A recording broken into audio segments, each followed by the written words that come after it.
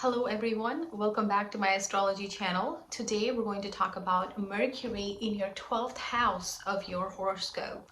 So let's get started. Let's talk about what is Mercury. And definitely check out my other videos, especially the one that talks about Mercury itself. But let's see, what is Mercury? Mercury is a very youthful planet, okay? It is a planet that takes about 88 days to go around the sun. So it's very fast and youthful. And this is a planet that came about with Moon having an affair with Jupiter's wife Tara. So Mercury is the son of the Moon and the stepson of Jupiter. So Mercury doesn't share the greatest relations with Moon because of how it came about, but Mercury got in the good books of Jupiter, so he was able to get the knowledge and education from Jupiter. Because Jupiter is a natural benefic, so it does provide all that education knowledge to whoever respects it, gets it. So Mercury is supposed to be like a child in the Vedic astrology, so nobody really considers Mercury an enemy except for Mars. The reason I say that to you is if Mars and Mercury are sitting together in a house, you may see impact because Mars is aggressive.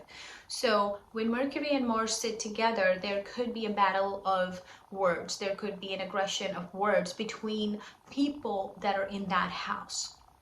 And definitely check out my videos on conjunctions where I talk about this. Now, Mercury, as I mentioned, is a youthful planet. It is a highly intelligent planet because of all the education that it got from Jupiter. It's a very fast moving planet. It thinks very fast, it acts very fast. It's got a great business mind. So business is seen from Mercury as well, the setup of the business and everything. Now the rewards of the business may be seen more from Venus, especially with house 7 original lord being Venus. Mercury is also, it rules the 3rd house and the 6th house in your Kalpurush Kundali. So Mercury is also it also shows your sisters, your siblings, your younger siblings as well. It shows your communication, reading, writing, publication, your speaking skills, your media skills, your IT skills, short travels, as well as your hard work and your courage. So if you have good Mercury in your chart, more than likely you're gonna be hardworking, you're gonna be courageous, things like that. Or the section or the house where it sits in. Mercury also represents your friends, your younger friends from childhood, etc. And it also represents in body, your skin and your arms.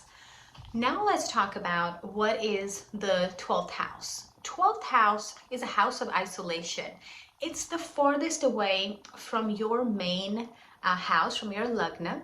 So it is the 12th house, which means it is the vyaya or expenditure of your lagna. So your lagna, which is house number 1, and it is the farthest away. So it kind of goes this way, all the way. So it's kind of where the end of your life, maybe you can also see it that way. But there are other aspects of it, such as foreign settlement, that can happen anytime.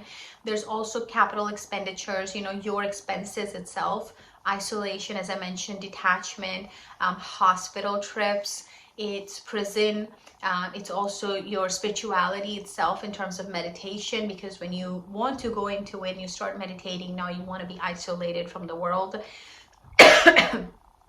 So it's moksha, it's also liberation. So it shows you a lot of things. So Mercury here in house 12 is not as comfortable because it's more debilitated. Okay, Mercury is exalted in house number 6, but it's debilitated in house number 12.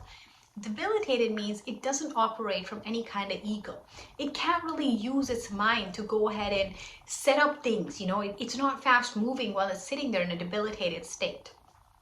So it is good there to think and settle abroad, to move away. It is good there to use its communication, speaking skills to connect with people or business that are away from home, because it is for foreign settlement.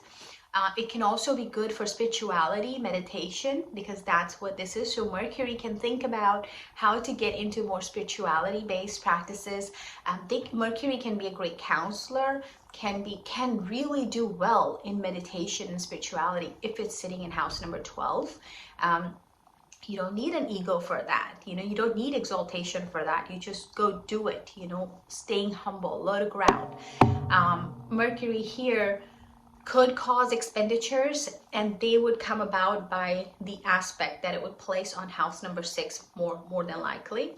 But the best thing here for Mercury would be more connections with foreign land, service to foreign land using information technology, because as I said, Mercury represents media, communication, writing, reading. So anything that's got to do with writing, journaling, those types of things, and connecting it with the foreign land.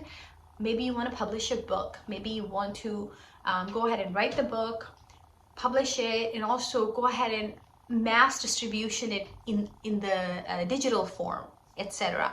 Mercury can really give you some great skills with that. Now, we want to make sure there's no afflictions to it. There's no negative sitting with it, natural malefic sitting with it, or aspecting it. Now, if Rahu is sitting there with Mercury, and Mercury is benefic for your chart, in that scenario, Rahu, depending on which direction you take it, if you take it towards a meditation, the spirituality side, now Rahu can help you with that. It would just augment it. So in that scenario, you may be good as long as you're putting your mind towards the right things. Now, if you end up putting your mind towards expenditure, going out and buying luxury things or things like that, because it's also the house of expenditure, now Rahu would augment that. In that scenario, your Mercury may not be benefic in your chart, or your Mercury may be impacted by some malefics, okay? And we have to personally look at your chart to determine that and guide you in the sense, okay, this is where you need to fix your spending, or whatever you need to do.